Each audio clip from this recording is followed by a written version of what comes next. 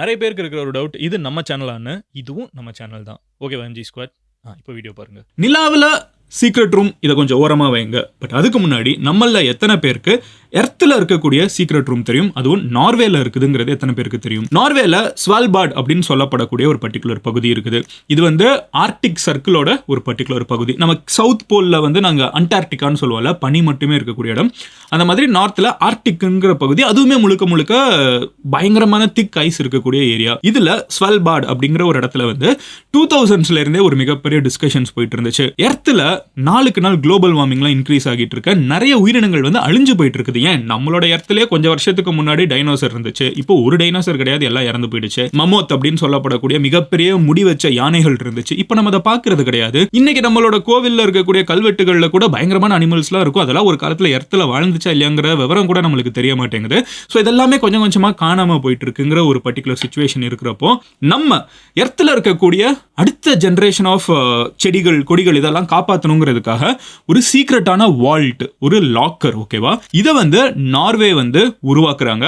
And உருவாக்குறது வந்து international கோஆபரேஷன்ல உருவாக்குறாங்க. உலகத்துல எது நடந்தாலும் வெளியே நிற்கக்கூடிய நார்த் கொரியா வரைக்கும் இதுல பார்ட்டிசிபேட் பண்றாங்க. ஸோ வேர்ல்டுல இருக்கிற எல்லா கண்ட்ரீஸும் இன்க்ளூடிங் இந்தியா வந்து அவங்க நாட்டில் இருக்கக்கூடிய தானியங்கள், சீட்ஸ் இருக்குல்ல, அது எல்லாத்தையுமே இவங்க கிட்ட கொடுக்குறாங்க. இவங்க millions of seeds, millions of varieties of seeds, ஒரு அரிசியில இருந்து, ஒரு பருப்புல இருந்து, ஒரு கோதுமையில இருந்து எல்லா விதமான விதைகளையும் அவங்க கலெக்ட் பண்ணி ஒரு வால்ட்டுக்குள்ள வச்சிருக்காங்க. இந்த வால்ட்டோட பேர் என்ன அப்படின்னு பாத்தீங்கன்னா ஸ்வால்பார்ட் குளோபல் சீட் வால்ட். இதோட கோலே என்னன்னு பாத்தீங்கன்னா ஒரு பயங்கர கோல்டான இடம், கரெக்டா? ஸோ பை டிஃபால்ட்டே பாத்தீங்கன்னா இந்த ஸ்வால்பார்ட் அப்படிங்கிற ஒரு, இதை நீங்க நல்லா புரிஞ்சுக்கிட்டீங்கன்னா தான் அதுக்கு நிலாவுக்கு போக முடியும். அதனால தான் இது இவ்வளோ டீட்டெயிலாக எக்ஸ்பிளைன் பண்றேன். ஸோ இந்த ஸ்வால்பார்ட் அப்படிங்கிற ஒரு ஏரியா வந்து பயங்கர கோல்டான ஏரியா. நான் சொன்ன மாதிரி ஆர்டிக் சர்க்கிள் இருக்கக்கூடிய ஒரு பர்டிகுலர் ஏரியா. இதுல ஒரு மலை பகுதியை எடுத்து அந்த மலைக்குள்ள வந்து அவங்க துளையிட்டு பேசிக்கா போர் பண்ணி உள்ளுக்குள்ள ஒரு பெரிய சீக்ரெட் வால்ட், ஜேம்ஸ் பாண்ட் படத்துல காமிக்கிற மாதிரி கட்டி வைக்கிறாங்க. அதுக்குள்ள நீங்க பாத்தீங்கன்னா வந்து இந்த சீட் எல்லாத்தையுமே வந்து பாதுகாப்பா வைக்கப்பட்டு இருக்குது.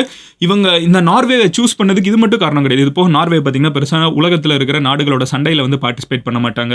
பாப்புலேஷன் ரொம்ப கம்மி. அங்கே இருக்கிற சாயிலே பார்த்தீங்கன்னா ரொம்ப கோல்டான மண்ணு, மலை எல்லாமே கரெக்டா. ஸோ உலகத்தில் ஒருவேளை ஒரு பேர் ஆபத்து ஏற்பட்டா கூட எல்லாமே அங்கே அடிச்சுட்டு போயிடுச்சு. ஒரு பெரிய விண்கல் வந்து விழுந்துருச்சுன்னு வச்சுக்கோங்க, எப்படி டைனோசர்லாம் அழிஞ்சிச்சோ, வந்து விழுந்தா கூட இந்த விதைகளை வந்து அங்கே இருக்கிற டெம்பரேச்சர் ரொம்ப கோல்டான பகுதி கரெக்டா. ஸோ அது வந்து காப்பாற்றுங்கிறதுக்காக தான் அந்த இடத்த உருவாக்கியே வச்சாங்க. ஆனால் இந்த வால்ட்டே என்னாச்சு அப்படின்னு பார்த்தீங்கன்னா கொஞ்ச நாளுக்கு முன்னாடி அங்க இருக்கக்கூடிய ஐஸ் வந்து மெல்ட் ஆக ஆரம்பிச்சிருச்சு. எதுக்குனால? குளோபல் வார்மிங்னால. ஆர்டிக்லயும் சரி அண்டார்டிக்லயும் சரி, உலகத்தோட 2 போல்லையுமே ஐஸ் உருகிட்டு இருக்குது. சென்னையில வரைக்கும் நம்ம வந்து கடலோட மட்டம் உயர்ந்துட்டு இருக்குன்னு சொல்றோம், கரெக்ட்? இது எல்லாமே ஒரு கனெக்டட் தான். எர்த் வந்து நம்மளுக்கு தான் கண்ட்ரீஸ் எல்லாம், வேர்ல்டுக்கு ஒரு வேர்ல்டு, அவ்வளவுதான். ஸோ ஹீட் அதிகமாக மெல்ட் ஆக இவ்வளவு பாதுகாப்பா உருவாக்கப்பட்ட சீடு வால்ட்டே வந்து ஃப்ளட் ஆக ஆரம்பிச்சிருச்சு. ஸோ நிறைய பேருக்கு அப்போ எர்த்லேயே எதுவுமே சேஃபாக வைக்கிறதுக்கு இடம் இல்லைன்னா எங்க தாண்டா வைக்கிறதுங்கிற ஒரு ஐடியா வர ஆரம்பிச்சிச்சு. ஃபைனலி அதுக்கு இன்னைக்கு சயின்டிஸ்ட் எல்லாமே ப்ரொபோஸ் பண்ணக்கூடிய ஏரியா தான் மூன். அதுவும் யாருன்னு பார்த்தீங்கன்னா மேரி ஹெகடான் அப்படின்னு சொல்லப்படக்கூடிய ஒரு கிரையோபயாலஜிஸ்ட், ஓகேவா? ஸோ அவங்க வந்து வாஷிங்டன்ல இருக்காங்க, யூஎஸ்ஏல.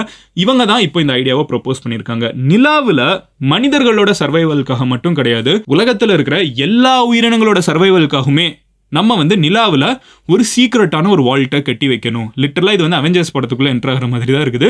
ஸோ நிலாவில் இந்த சீக்ரெட் வால்ட் வந்து கட்டணும். ஏன் நிலா, ஏன் மார்ஸ்ல இருக்க? மார்ஸ்ல பார்த்தீங்கன்னா இப்போ ரீசெண்டாக தண்ணி எல்லாம் கண்டுபிடிச்சிருக்காங்க. அதை பற்றி நம்ம ஒரு செப்பரேட் வீடியோ மேக் பண்ணுவோம். அது உங்களுக்கு ஒருவேளை தேவைப்படுதுன்னா நீங்கள் கீழே வந்து மார்ஸ்னு கமெண்ட் பண்ணுங்க. அதை பற்றி நம்ம இன்னொரு வீடியோ மேக் பண்ணலாம் based on number of comments we get here. மார்ஸ்ல வந்து தண்ணி கண்டுபிடிச்சிட்டாங்க, நிலாவில் வந்து அட்மாஸ்பியரே கிடையாது. அங்க போய் நம்ம எதுக்கு இதை போய் வைக்கணுங்கிற கேள்வி உங்களுக்கு இருக்குள்ள. என்ன பிரச்சனைன்னு பார்த்தீங்கன்னா நிலா வந்து நம்ம கிட்ட இருந்து 3 lakh கிலோமீட்டர் தூரத்தில் இருக்குது, விச் இஸ் டிரான்ஸ்போர்ட்டபிள் டிஸ்டன்ஸ், நம்ம போயிட்டு வரக்கூடிய தூரம்.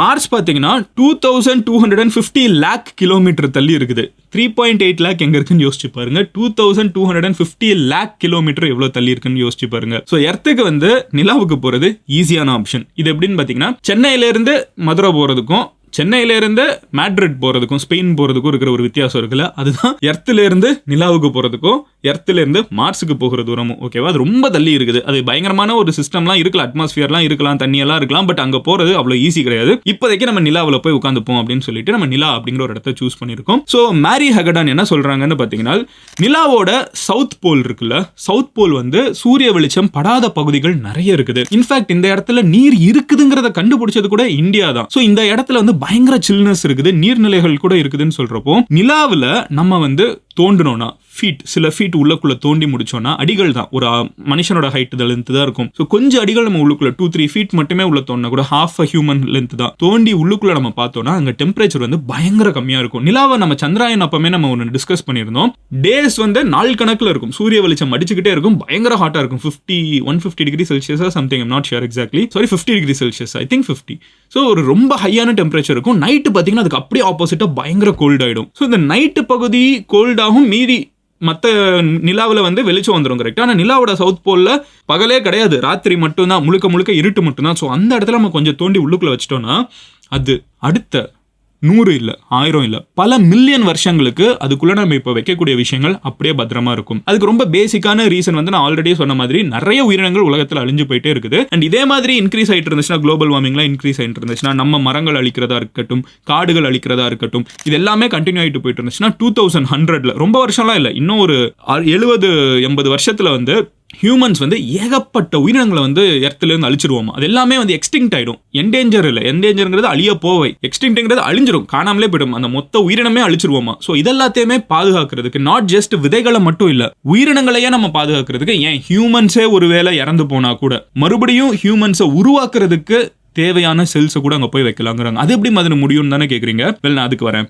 ஸோ நீங்கள் வந்து இவங்க ப்ரொப்போஸ் பண்ணுறது என்னன்னு பார்த்தீங்கன்னா 3 முக்கியமான விஷயங்களை வந்து நம்ம நிலாவில் போய் வச்சோன்னா எர்த்தோட ஃபியூச்சரை பாதுகாக்கலாம்னு சொல்கிறாங்க. அதில் ஃபர்ஸ்ட் விஷயம் என்னன்னு பார்த்தீங்கன்னா ஃபைப்ரோபிளாஸ்ட் செல். ஸோ டாக்டர்ஸ் நிறைய பேர் இந்த வீடியோ நீங்கள் பார்த்துட்டு இருப்பீங்க, நீங்களே கமெண்ட் செக்ஷனில் என்னோட பெட்டராக எக்ஸ்பிளைன் பண்ணலாம். இருந்தாலும் எனக்கு புரிஞ்ச ஒரு பர்டிகுலர் விஷயத்தை சொல்கிறேன். இந்த ஃபைப்ரோபிளாஸ்ட் செல் அப்படிங்கிறத வந்து நம்ம ஸ்டெம் செல்லாக கன்வெர்ட் பண்ணலாமா. இதை ஸ்டெம் செல்லாக நம்ம கன்வெர்ட் பண்ணதுக்கப்புறம் அதை வச்சு நம்ம உடம்புல எதுக்கு தேவையான செல்லாவுமே வந்து நம்ம உருவாக்கிடலாமா. ஃபார் எக்ஸாம்பிள் ஹார்ட்டுக்கு தேவையான செல்ஸ் இதுலேருந்து உருவாக்கலாம், பிரெயினுக்கு தேவையான செல்ஸை உருவாக்கலாம். அண்ட் ஃபைப்ரோபிளாஸ்ட்ங்கிற செல் பை டிஃபால்ட்டே நம்ம உடம்புல எல்லாம் இருக்கான். இது பை டிஃபால்ட்டே பார்த்தீங்கன்னா காயம் ஏற்பட்டுச்சுன்னா அதை ஹீல் பண்றதுக்கு இதுக்கு ப்ராப்பர்ட்டிஸ் இருக்குது. ஸோ இந்த ஒரு பர்டிகுலர் ஃபைப்ரோபிளாஸ்ட் செல்லுங்கிறத வந்து பயங்கரமா நம்ம வந்து கோல்டு டெம்பரேச்சர்ல உயிரோட இருக்கிறப்ப அங்கே போய் ஸ்டோர் பண்ணோம்னா பல மில்லியன் வருஷம் கழிச்சு கூட இதை வச்சு மொத்த உயிரினங்களே, மனிதர்களை பேசிக்கா க்ளோன் பண்ணலாம். மனிதர்கள் மாதிரியே மனிதர்கள், நீங்க நானும் நம்மளோட வம்சாவளி எல்லாமே அழிஞ்சு போனா கூட, ஏன் நம்மளே அழிஞ்சு போனா கூட இந்த செல்லை வச்சுக்கிட்டு நம்ம மொத்த மனித இனத்தையே உருவாக்குறதுக்கு ஒரு விதையா கன்சிடர் பண்ணலாம்னு சொல்லிட்டு ஃபைப்ரோபிளாஸ்ட் செல்லை வந்து நிலாவில் போய் ஸ்டோர் பண்ணும்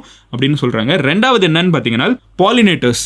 செடிகளுக்குள்ள வந்து பூ பூக்கணும், பழம் வரணும், விவசாயம் பண்ணணும், இது எல்லாத்துக்கும் தேவை வந்து பாலினேட்டர்ஸ், விச் இஸ் பி, கரெக்டா, தேனீகள். ஸோ இந்த மாதிரி தேனீகளை வந்து அங்கே போய் வைக்கணும், தேனீகளையுமே நம்ம பராமரிக்கணும். தேனியோட செல்ஸ், பாலினேட்டர் செல்ஸ் இருக்குல்ல, அதுவுமே வந்து அங்கே வைக்கப்படும் அப்படின்னு சொல்றாங்க. ஸோ தட் அடுத்து மனிதர்களை உருவாக்கிடலாம். அடுத்து இங்கே இருக்கக்கூடிய விவசாயத்தை உருவாக்குறது முக்கியமான விஷயம்னு சொல்றாங்க. அண்ட் மூணாவது என்னன்னு பார்த்தீங்கன்னா கோரல் ரீஃப். கோரல் ரீஃப் கடலுக்கு உயிர் கொடுக்கிறது கோரல்ஸ் தான், அந்த உள்ள பவளப்பாறைகள்னு சொல்லுவோம்ல.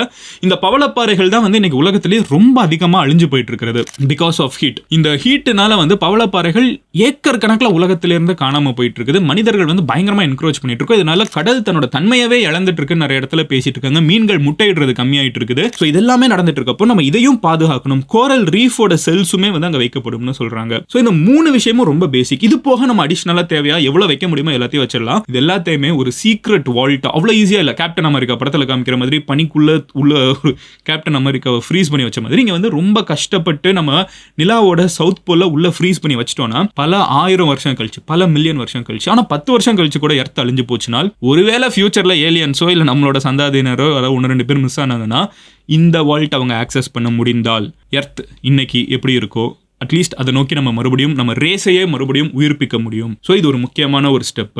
எப்பனாலும் இல்லைனாலும் நடக்கலாம். யாருமே எதிர்பார்க்காதப்ப தான் டைனோசர் வந்து மொத்தமாக அழிஞ்சு போச்சு. நம்ம அதை விட சயின்டிஃபிக்கலாக அட்வான்ஸ்டாக இருக்கும், அதெல்லாம் சரி. பட் ஒருவேளை ஏதாவது ஆச்சுனாலும் இந்த ஒரு பர்டிகுலர் வால்ட் ரொம்ப முக்கியம். ஸோ இந்த மூன் வால்ட் தேவை அப்படின்னு சொல்லிட்டு இவங்க மேரி ஹகடான் சொல்லியிருக்காங்க. இது அங்கே வைக்கப்படும். அண்ட் உங்களுக்கு நான் ஒரு தெளிவுபடுத்திடுறேன், இது வந்து பேசிக் ஸ்டெப்ஸில் தான் இருக்கும். இனிமேல் இது வந்து ஸ்கெட்ச். இதுக்கப்புறம் தான் நம்ம வந்து அதை மேப்பாக மாற்றி அதுக்கு வந்து தேவையான பொருட்கள் எல்லாத்தையும் எடுத்து ஸ்கெட்ச் போட்டு நம்ம அங்க போகணும். And it's not a far off dream honestly. நீங்க பாத்தீங்கன்னா இன்னும் கொஞ்சம் வருஷத்துல யூஎஸ் வந்து பெர்மனண்டா மூன்ல ஒரு பேஸ் உருவாக்கணும், பெர்மனண்டா மூன்ல வாழ ஆரம்பிக்கணும்னு சொல்றாங்க. இவங்களோட பிளானுமே என்னன்னு பாத்தீங்கன்னா மேரி ஹகடான் என்ன சொல்றாங்கன்னா, அங்க வந்து இதை செட் பண்ணதுக்கு அப்புறம் நம்ம மனிதர்கள் அங்க இருக்கணும்னு அவசியம் இல்லை, ரோபோட்ஸ் அந்த வேலையை பார்த்துக்கும். சூரிய வெளிச்சத்துல அது சார்ஜ் எடுத்துக்கிட்டு மறுபடியும் சவுத் போலுக்கு போய் அதுவே வந்து இந்த மெயின்டெனன்ஸ் எல்லாத்தையுமே பார்த்துக்கும். மனிதர்கள் இறந்தா கூட ரோபோட்ஸ் வந்து மறுபடியும் இவங்களை உருவாக்குறதுக்கு நம்ம கோடிங்லாம் ப்ராப்பரா வச்சோம்னா அதுவே கூட பண்ண வாய்ப்பு இருக்குது.